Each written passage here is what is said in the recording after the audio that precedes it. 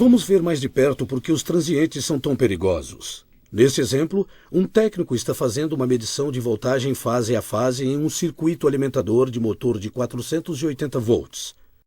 Esse é um ambiente de categoria 3. Um transiente causado por comutação de carga ou um relâmpago próximo foi grande o suficiente para causar um arco voltaico, que atinge o interior do medidor. Correntes de curto-circuito com milhares de amperes podem fluir por diversos microsegundos. Nesses níveis atuais, os cabos de teste superaquecem e as pontas de prova começam a queimar, desenhando um arco do ponto de contato até a ponta de prova. O técnico vê um arco azul brilhante e, ao mesmo tempo, é surpreendido pelo estalo do arco explodindo dentro do medidor. O arco flui pelas pontas de teste vaporizadas. Se esses dois arcos se unem através da proximidade do metal exposto das pontas de prova ou outros mecanismos, um grande arco é formado propiciando uma rota de baixa impedância diretamente de uma fase elétrica para outra. Quando dois arcos se juntam, podem causar um curto fase a fase ou um curto fase à terra.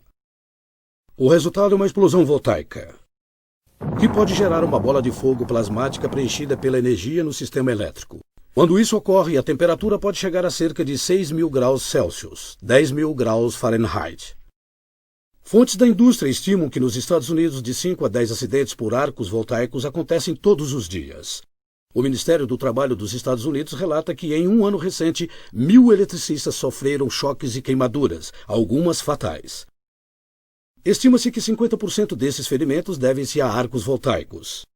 Esta porcentagem poderia ser substancialmente reduzida se os técnicos utilizassem a combinação de planejamento cuidadoso, práticas corretas e seguras de trabalho e uso de ferramentas apropriadas. Eis um arco voltaico verdadeiro. Esses fusíveis foram projetados para romper-se a 10.000 amperes de corrente de curto, mas foram intencionalmente usados em um circuito de 50.000 amperes. Um curto-circuito foi criado no lado da carga dos fusíveis.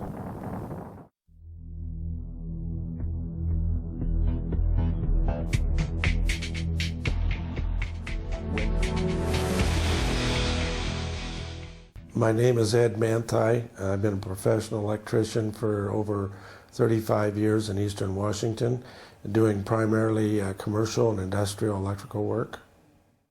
About 2.5 years ago, I had a personal experience with arc flash.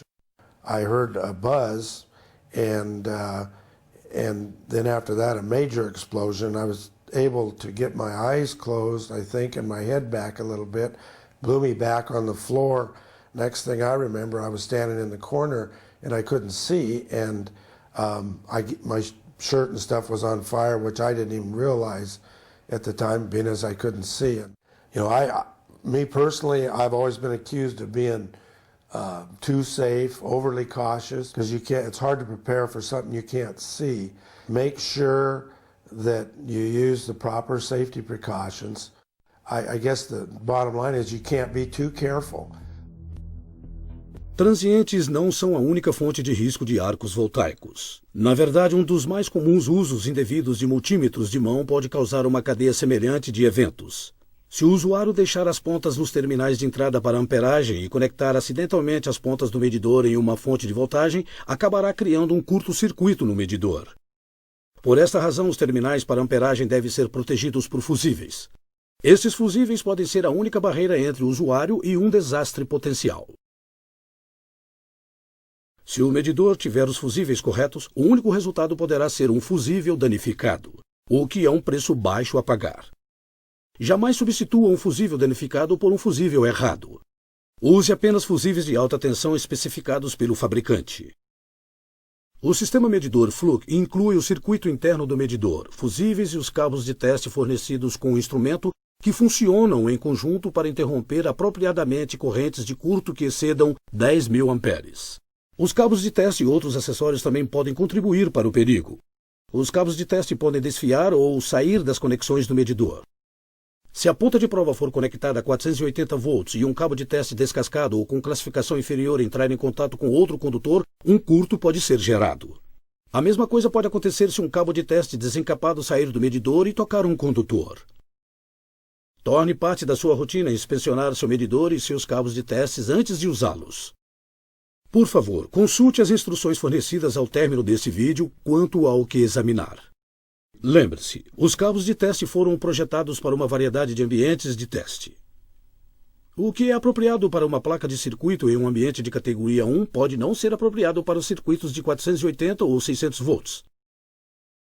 Em uma instalação de alta tensão, assegure-se de que seus cabos de teste tenham uma quantidade mínima de metal exposto. Isso ajudará a evitar a criação de curto-circuito entre duas fases se sua mão soltar os cabos.